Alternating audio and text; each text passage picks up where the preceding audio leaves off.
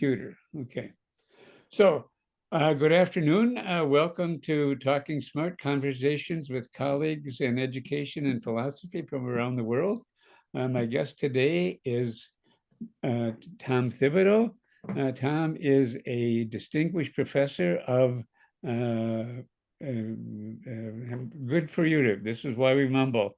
Um, Servant leadership. Servant leadership. My goodness, there I go. But anyway, distinguished professor of servant leadership and an old colleague from Viterbo. And when before this is published, we'll have a list of the things that you've been involved with and a little biography. So welcome, Tom. And it's just a great pleasure to have you on the YouTube. So tell us a little bit about servant leadership and what you've been doing. Well, first off, Mort, I think we should let people know that we've been friends for almost 50 years. Yes. It goes back to the late 1970s when you were placing students for internships, and I was working at a place called St. Michael's Home for Children, which was a resident treatment center. And at that time, we were concerned about the growth and development of our students, as well as the people that we would be serving. And during that time, we developed a friendship and a deep trust. We have taught together for many years. We even team taught a class together, which was extraordinary because we come from a position that all of knowledge is transdisciplinary. Knowledge does not belong to any one particular expertise. Certainly there are experts, but in order to be in conversation with our colleagues, with our students, with the world, we must be interested and curious about knowledge and truth from whatever place it comes. The reason I mention that is that servant leadership is a philosophy of leadership that is transdisciplinary. It doesn't belong to any one particular discipline. The word was coined in the modern era by Robert Greenleaf, who was the vice president of AT&T Corporation, the largest corporation in the world at the time. And after 25 years of research and development at AT&T, he was able to convince AT&T to buy the second large frame computer from IBM. The first went to the Defense Department, the second went to AT&T. And Greenleaf, with his colleagues, researched the effectiveness of training and management at AT&T. And after 25 years, he was working with 14 people that had their PhDs in all kinds of disciplines. And they came to the conclusion after 25 years of research that the most effective leaders were those people who serve their people, those people who were servants first. He would pay attention to managers whose the people that they were supervising went on and surpassed the managers. What's really important about this is that leadership is not about creating more followers, it's about creating more leaders. The word education comes from two Latin words, educare, which means to lead from darkness to light, from ignorance to knowledge, from confusion to clarity. Every educator is a leader. Every leader is an educator. Conversely, however, is that educators don't see themselves as leaders, and leaders do not see themselves as educators. And yet, that is the root of the word from the Greek understanding. We take the knowledge and the experience that we've had and we invest it in that next generation. In modern corporate speak, that would be succession planning.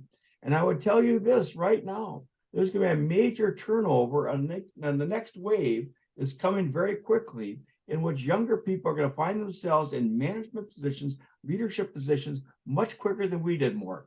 We served an apprenticeship. We worked under people. We were able to have mentors and teachers and coaches, people who invested themselves in us well into our 40s. And these young people are going to find themselves now leading major corporations, major nonprofit organizations.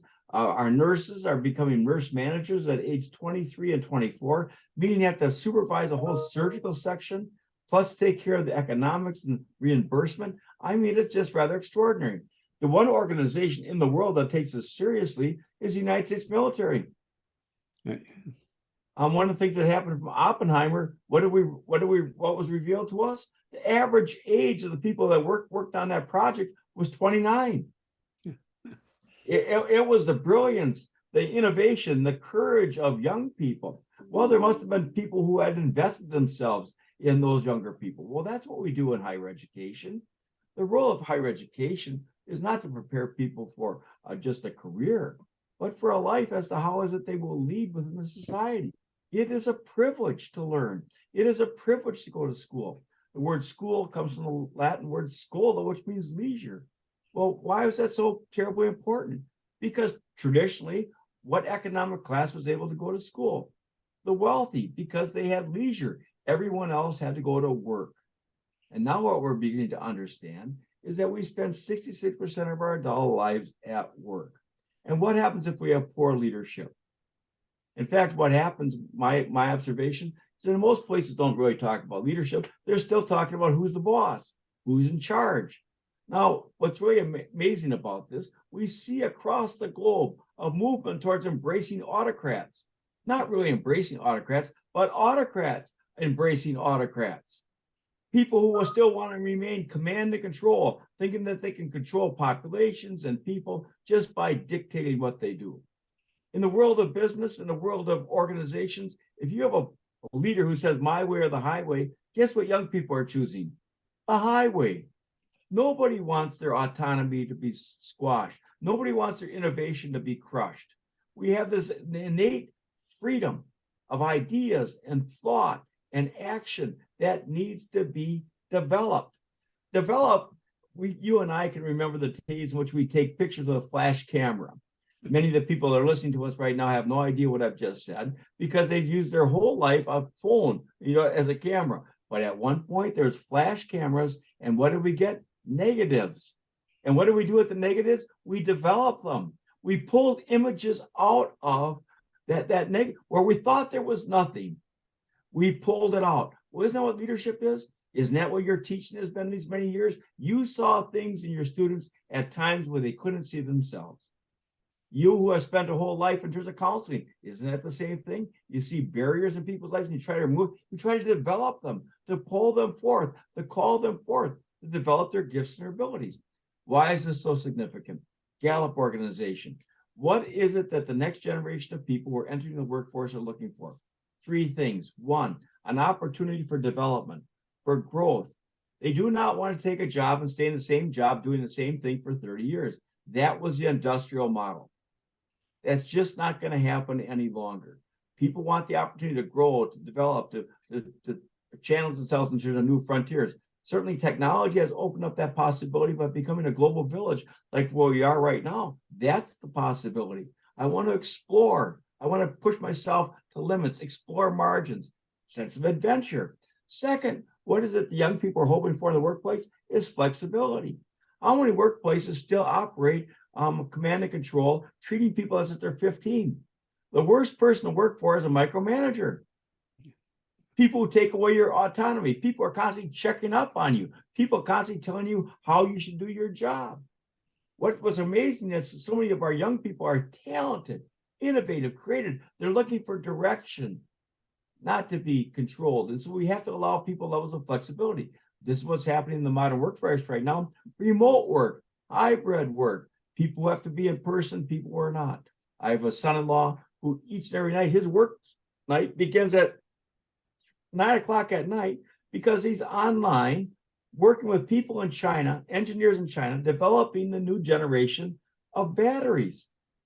Well, how significant is that? Why? Because 9 o'clock for him is for those colleagues is about 10 o'clock the next morning. And all of a sudden you begin to recognize that because of technology, our lives are flexible. People don't even have to be in a specific place in order to work. One of the difficulties, and you see this taking place in all the major tech companies, they want to mandate people coming back to work. And what are people saying? They're resisting. I want my level of flexibility. So what happens? We have to pay attention to that in terms of the workplace. And finally, what is it that the next generation are looking for? Do you care about me as a person? Do you know my name, my interests? Do you care about my family?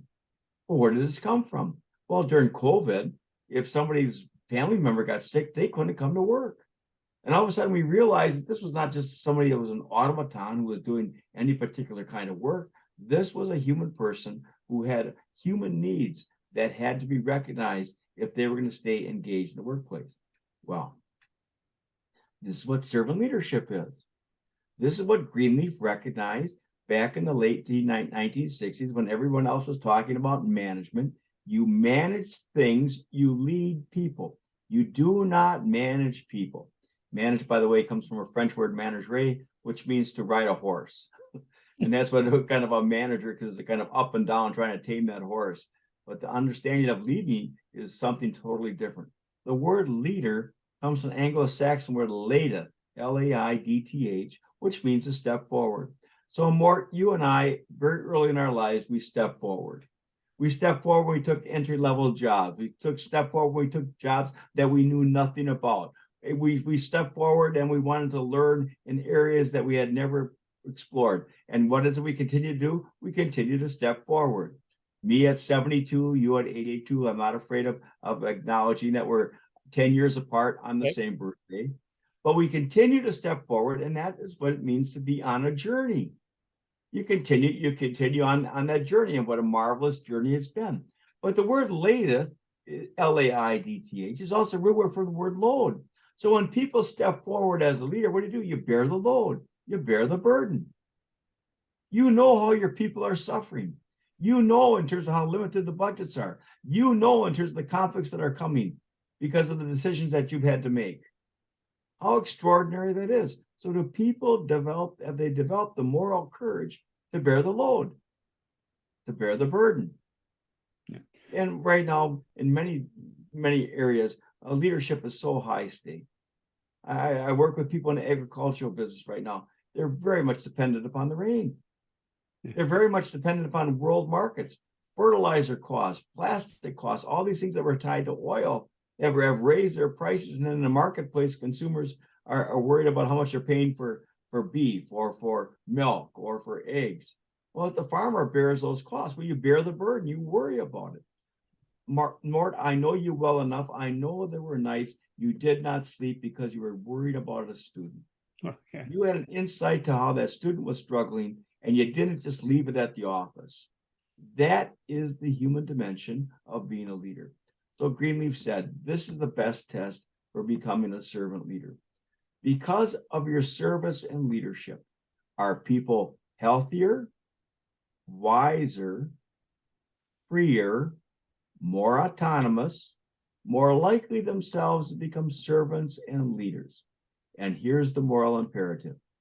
Because of your service and leadership, what is the effect on the least privileged in our society?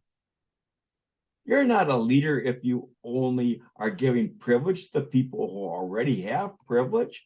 Certainly they have needs as well as human beings, but to be an advocate for the people who are least privileged. Well, isn't that the role of somebody who has the privilege of a college degree? Not only to kind of climb the ladder to have their own prestige and privilege that goes with that, but to look back in terms of the people who have not had those same levels of opportunity and to be advocates.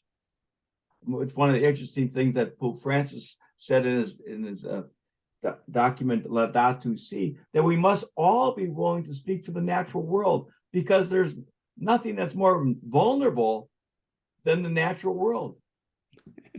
Who gives voice to the water and the land and the trees and the air? All of a sudden you realize that when you've been given scientific knowledge about the interconnectedness of all things, you must speak. That takes moral courage. You must be willing to serve. So what happened is that in 1999, finally got permission to begin a master's degree in servant leadership. And at that time, we are the only master's degree of servant leadership in the world. And have been until a couple of years ago that there's a university in Canada that has a degree in servant leadership. Other places might offer a course here and there, but we've developed a whole curriculum around servant leadership, to which we've had just about 300 people graduate at this point. And it's just extraordinary being in class, just like you and I were in class together 20 years ago. There's people in healthcare, education, business, nonprofits, government service, the military, transdisciplinary in their backgrounds, rich in their own different heritages, and yet coming together for a good greater than themselves. Well, that's what leadership is. Leadership is bringing people from different perspectives together for a greater good. And my friend, you've done this for a lifetime. This has been your life's work. You've never stayed in one lane. You've never become an expert in one particular way of thinking. What you've begun is an understanding that philosophy begins in wonder, that knowledge is to be shared, that wisdom is to be earned. Well, this is the work of a leader. You can give people titles, you can give people positions of authority, you can't make them leaders. People choose their leaders. And what do we choose our leaders based on? What the Greeks always understood. We choose our leaders on the basis of character. Character, which is then a given strength by a commitment to virtue. Character, I love the etymology of words, comes from the Greek word charesin, which means imprint. You're stamped. And so what happens? Where is character developed? Well, in crucible moments, in times in which we're challenged, in times in which we struggle, in times in which we didn't know if we were going to make it. And if you look at anybody that we choose to follow, they are people who have had significant crucible moments in which they were tested even beyond what they thought they could handle. Nelson Mandela, 27 years in prison. The Dalai Lama has lived in exile since 1957. Desmond Tutu, under apartheid. Rosa Parks, crucible moment. Dr. King, crucible moment. Greta Thunberg, crucible moments. I mean, it's just, how about Malala? Not a stronger advocate in the world for women in education than Malala, and she was shot because at age 14, she dared to say that she had a right to an education. Those crucible moments. She wasn't hoping to become a world leader, but out of that moment, this is what she's been called to. And so you begin to watch that. So what's our role now at this point in our lives is to walk with those young people, to stand with them, to remind them they're not alone. Why do I say this? Because Greenleaf, in his eminent wisdom, spent the last 25 years of his work at AT&T preparing himself for leadership because he thought that would be the way in which he could give back to the country. And he says this, and this is why I'm so happy to be on this podcast with you, my friend. He said it's up to people in their 60s and 70s to save the world. Now, you ask many people our age, who should save the world? Well, it should be people in their 20s. Have you talked to somebody in your 20s recently? It's tough. They're a mess. They're trying to figure out how to pay their own bills or live on their own. But for those of us who have time, energy, expertise, and resources, it's our time to invest ourselves in the young and in the ideas and issues of our day. That's the role of leadership, not to absent yourself, but to throw yourself into the mix. One of the writers in servant leadership, Max Dupre, I love this definition. He said a servant leader has a privilege of being involved in the messiest parts of other people's lives. Well, my friend, that's been your job description your whole life, to get involved in the messiest parts of other people's lives. Well, I just, what is it that one is that we need real leaders is when things are messy. And that in that moment, I just want to make this last point. In those messy moments, people's true character is revealed. And throughout the whole pandemic, people could no longer conceal their character. Under pressure, it was revealed. And we saw who our real leaders are. just to kind of connect some of this with kind of doing this YouTube channel thing. The reason that I ended up thinking about, well, first of all, talking smart. Let me just say, the reason I picked that is because I think this is the kind of thing that, and to use old-fashioned language, should happen around the water cooler. This is the way we, and that's why I've made an effort not to make this too professional, because it's not a professional endeavor. It's a conversational effort. And so we're going to talk to each other. And then, why did I say educators and philosophers or people in education? because I think anybody who is in education is a philosopher. And anybody who's a philosopher is an educator. And if you don't do those two things together, then you're really not engaged in the process of education, because to do philosophy is to think about things that matter, and to educate is to involve people in that whole process. So I'll use that as an opportunity to ask another question about this. I know you work a lot with business and business leadership, but how does the business and making leaders within the business work to also enhance the world beyond their work in the business? Well, it's interesting is that the people that are real leaders, and this is one of the things that Greenleaf said, every leader must develop the skill of foresight. The unwilling to use the skill of foresight is a moral failure. Give you an example. Matthew Corporation. You and I are both familiar with the Matthew Corporation from La Crosse. They work in all 48 states. They're in construction. They build roads. They help recreate our infrastructure. They work in energy. Matthew Construction has put solar on all of their buildings.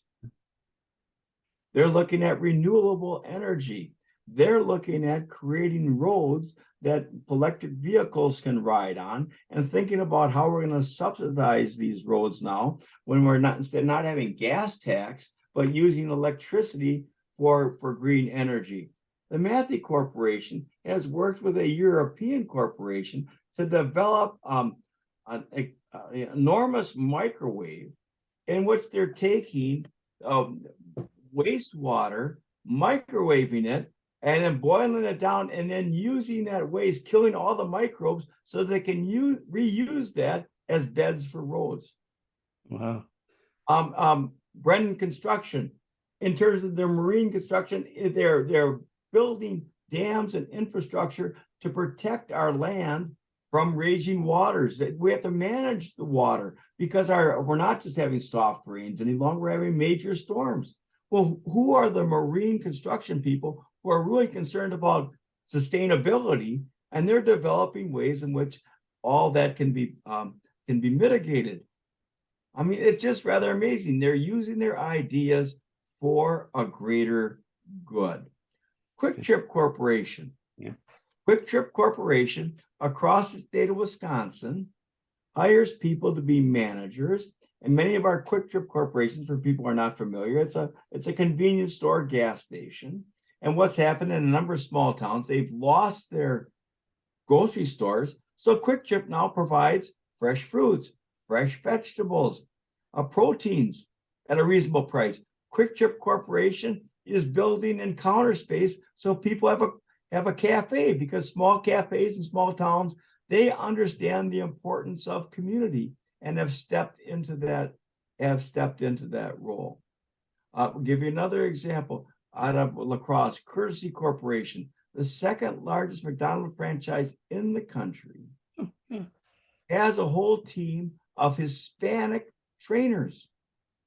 They have a multicultural workforce in which young people coming from different parts of the world are trained and given the discipline of working within a company, being part of a team, earning money for scholarships by being involved. They're investing in that next generation of leaders in a way that many organizations are not.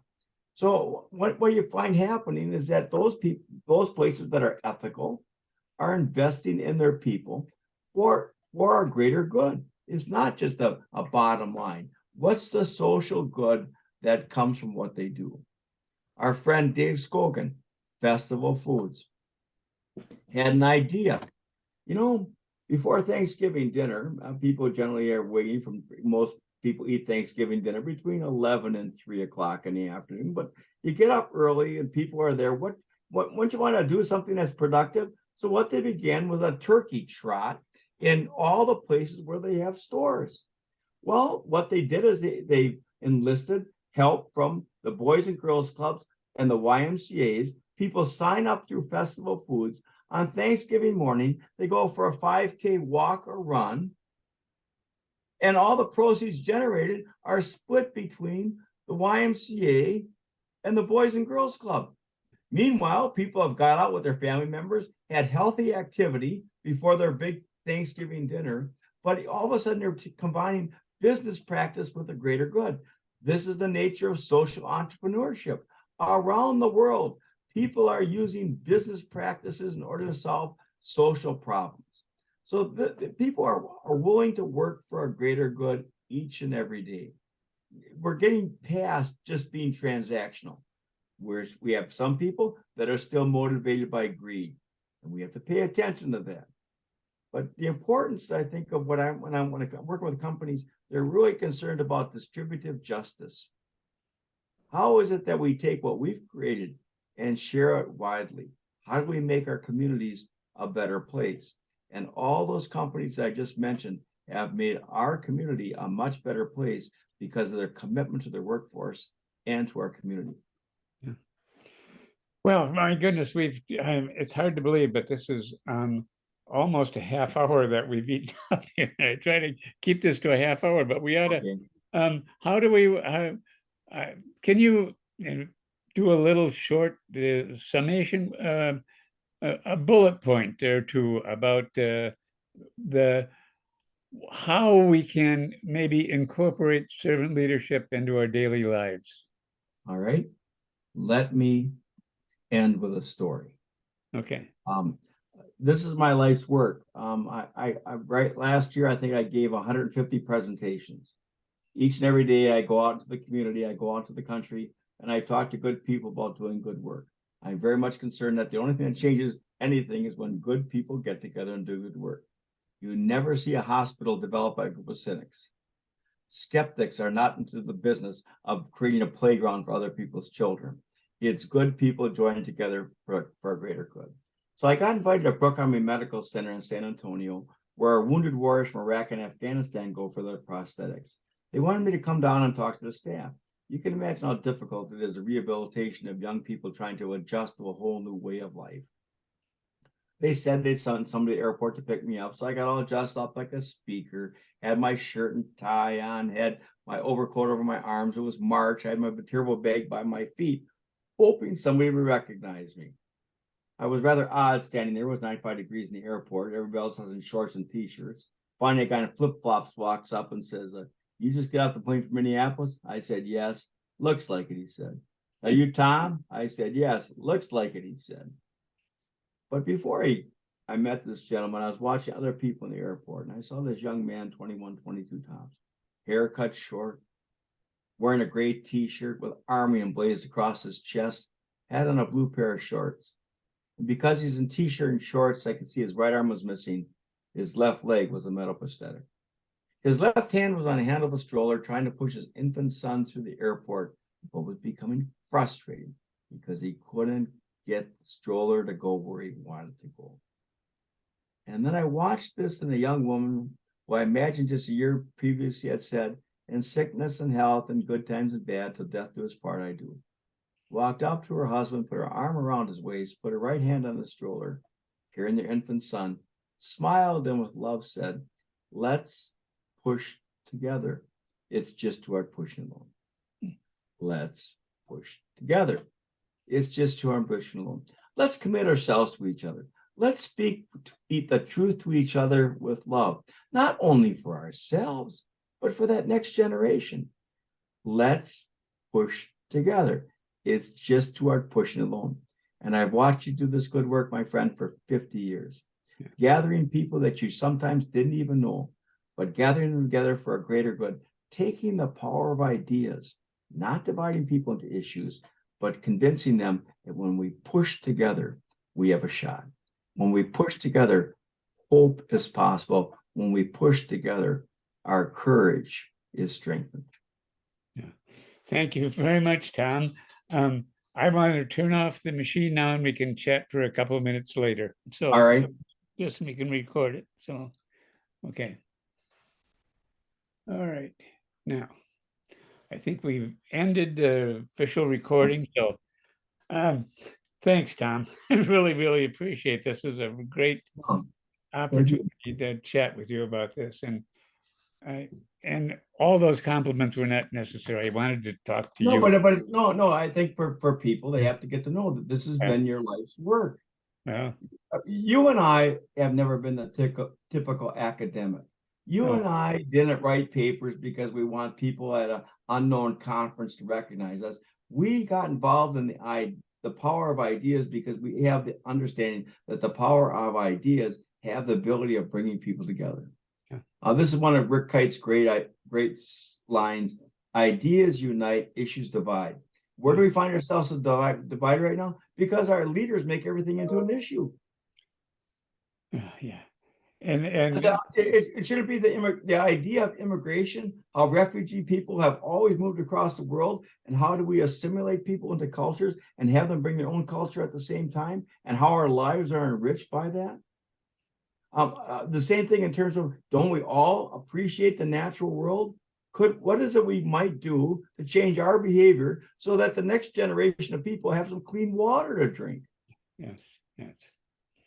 Well, yeah, that's yeah, and it is that whole idea about and it's complicated, as we both know, that ideas are maybe the beginning place. They somehow have to end up in policy, and that's the complication.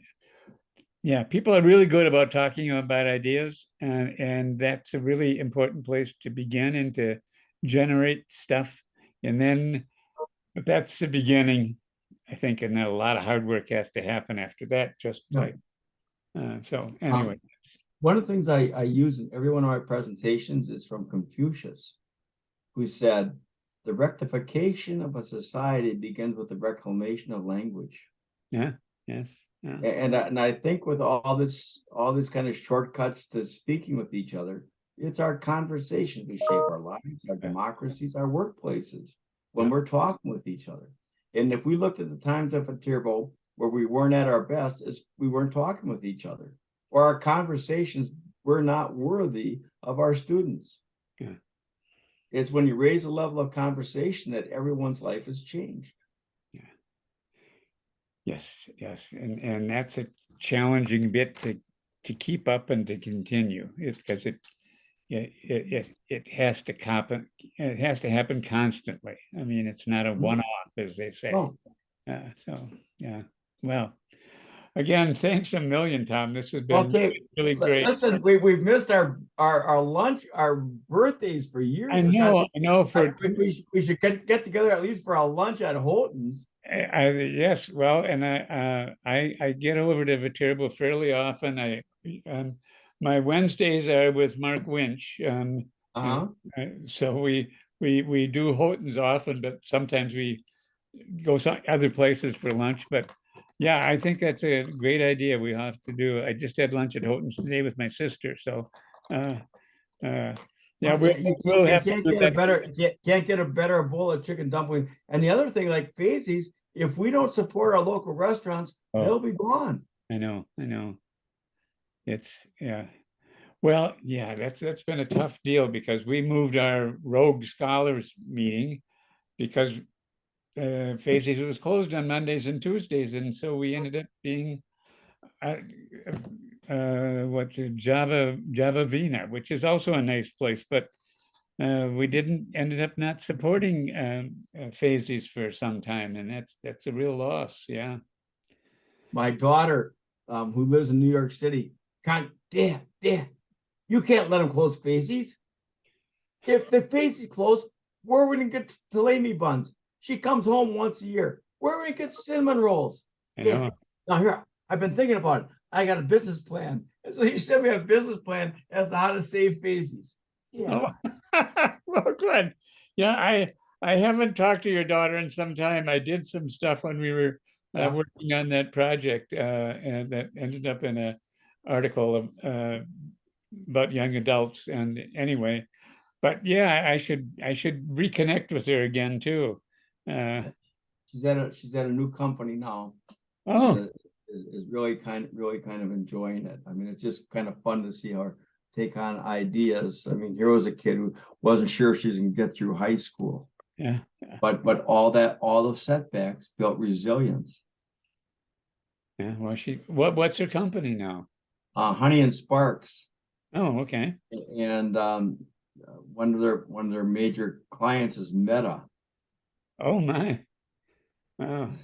So she has to research trends and then submit her findings to Mark Zuckerberg. Oh, okay. So she's still doing that trending stuff, that Right. following all the, yeah, okay. Well, good. Well, I'll see if I can get in touch with her again. Maybe we can have a chat about that on our YouTube channel too. So That'd be wonderful. yeah. Well, Tom, thanks again. This has really been. Okay, thank you, Mark, and we'll be in touch. Yes, we will. Okay, I'm going to leave us for all.